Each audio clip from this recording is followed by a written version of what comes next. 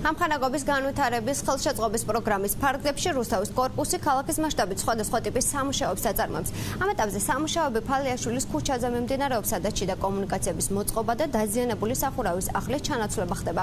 სამსახური აღნიშნულ მონაკვეთზე სამუშაოებს რამდენიმე დღეში დაასრულებს. ინფრასტრუქტურული პროექტები ქალაქში მოსახლეობის თხოვნის გათვალისწინებით ხორციელდება.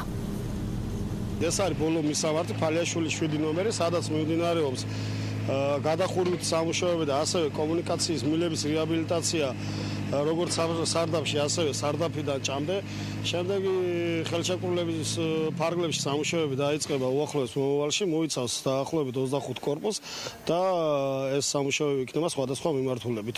მიმართეთ კორპუსს, რომ გადაკეთებინათ გადახურვა და შენაკრში და კომუნიკაციები და ჩვენ მიმართვას მაშინ უპასუხეს, დაგვეხმარნენ და მიმდინარეობს ახლა მუშაობა, რითაც ძალიან კმაყოფილები ვართ.